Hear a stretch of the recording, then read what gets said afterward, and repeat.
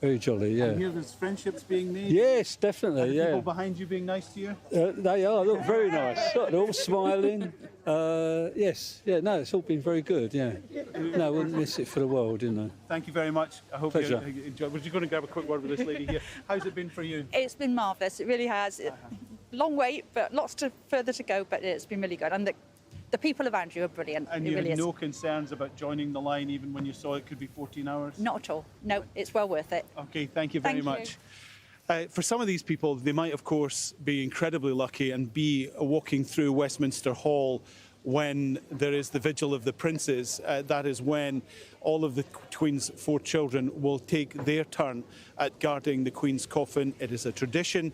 It's something that we are told that King Charles, Andrew, Edward and Princess Anne wanted to do to mark the occasion. And then, of course, this line, we're expecting many, many more people to join it over the next couple of days because it's the weekend here in the United Kingdom. And there was 250,000 people who filed past the Queen Mother when she was lying in state at Westminster Hall. The authorities here are saying they're expecting somewhere in the region of 330 to 350,000 people to pay their final respects to Queen Elizabeth. Thank you for painting that picture for us. Alan Fisher, live for us in London. Earlier on Friday, King Charles III paid a visit to Wales. He's now passed his former title of Prince of Wales to his son William. It was Charles's first trip there since he became king. Our diplomatic editor James Bays has more from Cardiff Castle. I think the point of this visit is to thank the people of Wales for their condolences for his mother's death. He did the same. We had the similar visit that took place in Scotland and in Northern Ireland. But many of the people here, of course, want to see their new king. He's someone that they know very well. For 64 years, he was the Prince of Wales. That's the longest anyone has held that job. We saw him first at the start of the day, a service for prayer for his late mother. That took place about 3 kilometres from here in Llandaff Cathedral. Then in that direction, about 6 kilometres, the Senedd. Wales is the smallest of the nations that make up the United Kingdom, but it is self-governing for some of its things, and it has the Senedd, which is the Welsh Parliament that deals with many issues. There's a First Minister of Wales who the King has now gone inside the castle to have a private audience, and then he's meeting with other dignitaries here in Wales. There are other engagements. It's been a busy diary for the King in these days. Now 9 days since the death of his mother, 8 days, sorry, since the death of his mother. Private grief he's had to do really on very limited time. He had a bit of a day off yesterday at his home, his country home in Gloucestershire, which isn't far away from Wales, Highgrove. That, we're told, is a day of reflection. But the rest of the grieving has had to be carried out amid a very, very busy schedule and in the glare of the cameras. It's not been all celebrations since King Charles III became Britain's monarch. Some have been making their Republican views known by protesting. Eve Barker reports from London. While King Charles was addressing both Houses of Parliament for the first time on Monday, Barrister Paul Powsland was outside brandishing a blank piece of paper when he was approached by a police officer. I was holding up a blank sign. Why are you asking for my details? You said you're going to write stuff on it that may offend people. I said I was going to write "Not My King" on a sign. The officer can be heard threatening to arrest him if he wrote "Not My King" on the paper. I had a sign with nothing on it to make a point about the lack of freedom of expression. The key thing we had that day was Charles coming to Parliament to say, "I'm king, and effectively you're my subjects, and I'm taking power." And I think it's perfectly valid for someone who he's allegedly taking power over to say, well, I disagree with that, actually. Politely, very, very politely disagree with it. Despite the exchange, the protest went ahead, sparking a national debate over freedom of speech and prompting a re-evaluation of policing around the funeral. We know some people want to protest on a range of issues during this time of national mourning, said the Police Chiefs Council, and officers must balance these rights against those who wish to grieve and reflect. Policing in a time of huge public emotion was never going to be easy. The British royalty aren't behind armour-plated glass, the crowds aren't vetted or bag-checked. But in recent days, the democratic right to protest the accession of an unelected head of state has been met with surprising force. A 22-year-old man was charged for heckling Prince Andrew during the funeral procession in Edinburgh. The prince has been embroiled in sexual abuse allegations. He was dragged to the ground by bystanders, then arrested and charged with breach of the peace.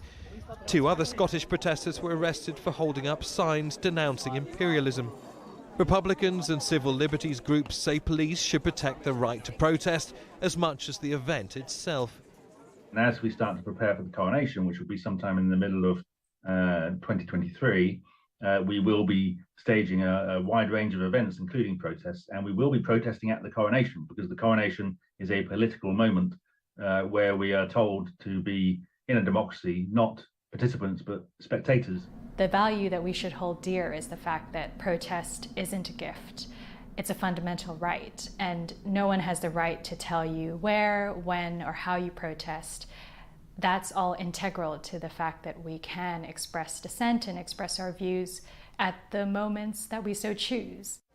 When King Charles addressed lawmakers here at Westminster Hall, he vowed to uphold the fragile and precious principles of Britain's constitutional democracy. The right to stage a protest without fear of being arrested or restrained. The right to disagree, even the right to offend. Rights some feel this royal event have rapidly eroded. Neve Barker, Al Jazeera, London. A World Food Programme facility with enough food for 100,000 people has been looted in northern Haiti. It follows violent street protests across the country following a government decision to double fuel prices. Rob Reynolds reports. Unstoppable protests convulsed Haiti again on Thursday. An unknown number of people have been killed as violence intensified between police and protesters with attacks by criminal gangs. 3 Haitian policemen were reported among the dead. The situation appears to be spiraling into greater violence and lawless turmoil. Burning barricades and angry crowds blocked the road to the international airport in Port-au-Prince. For most of this week, Haiti has been disrupted. The capital, Port-au-Prince, has been disrupted. For the most part, everybody is hunkering down. They're staying home. The streets, it's virtually a ghost town, as there are protests and violent barricades against the decision from the government to raise the price of oil products in Haiti. That fuel hike seems to have been the spark that caused simmering discontent to burst into flame. Haiti, the poorest country in the Western Hemisphere, is beset by soaring inflation, criminal gangs that rob, kidnap, and rape with impunity, and a largely ineffective and widely reviled government. The price of basic food items has increased by 50% in the past year. Buildings were set ablaze and food warehouses looted, including one operated by the Catholic organization Caritas.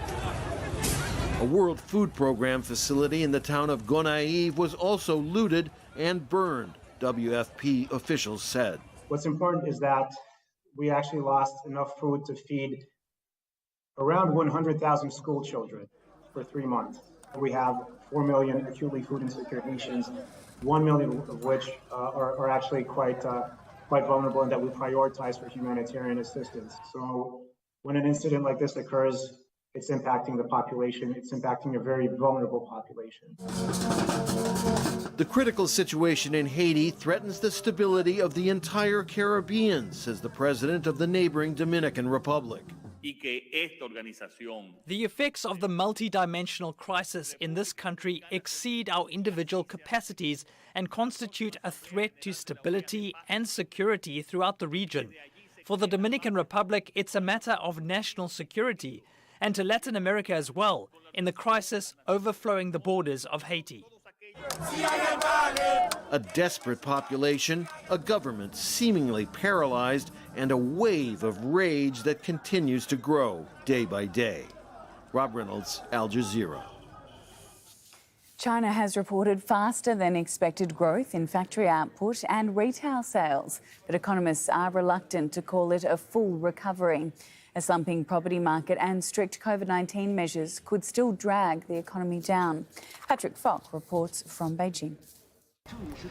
Well, there are lots of encouraging signs indicating there is some momentum to China's economic recovery. And you'd have to say lots of surprises across the board as well, with retail sales, industrial output and fixed asset investment data all comfortably beating forecasters' estimates. And that retail sales growth of 5.4% for August year on year was really a bright spot, particularly taking into consideration the disruption to consumer activity, with lots of people shying away from going out because of strict COVID curbs.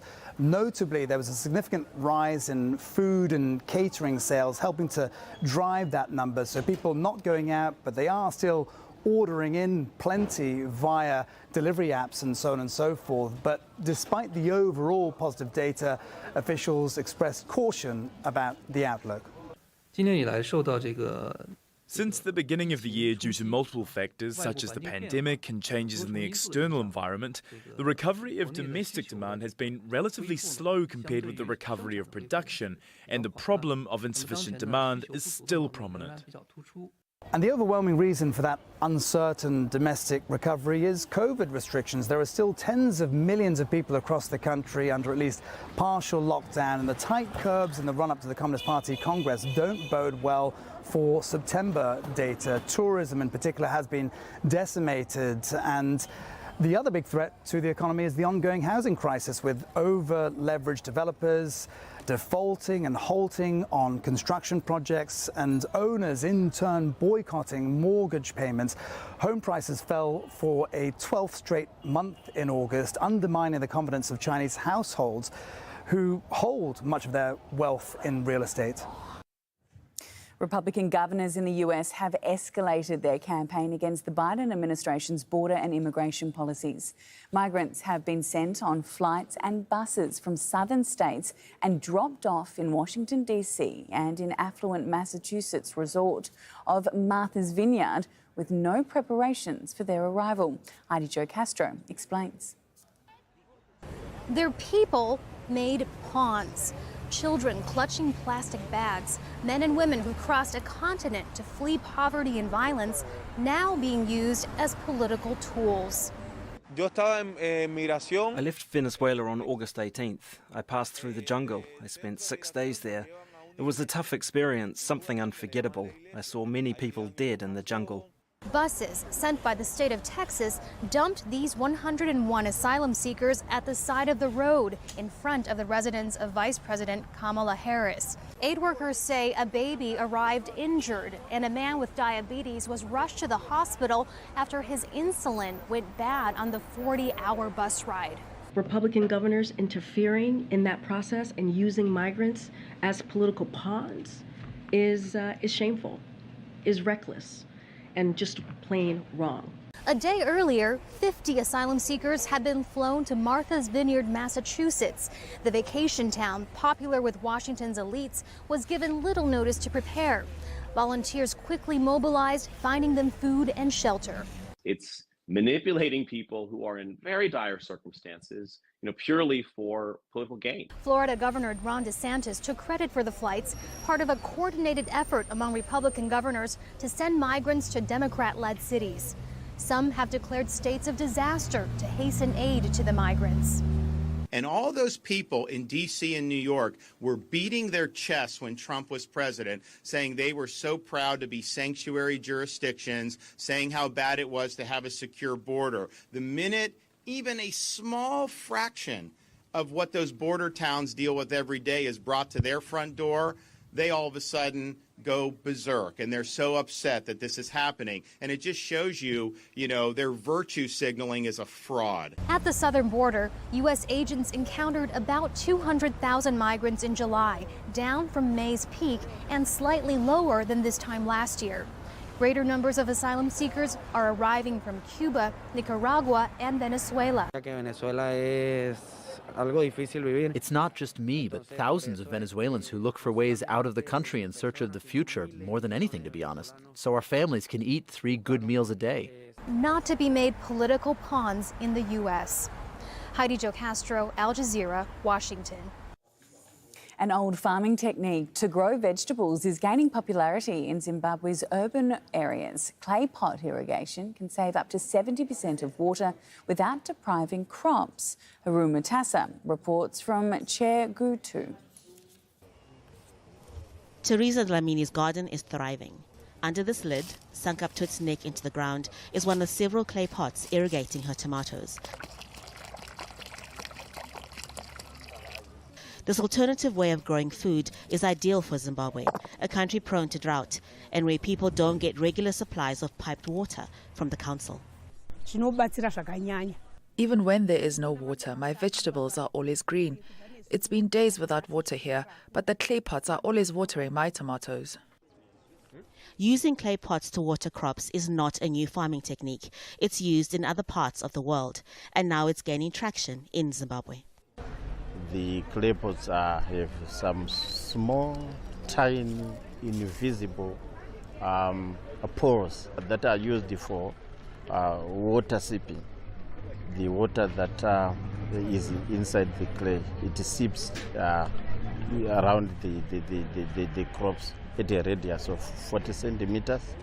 So the plants around the radius of 40 centimeters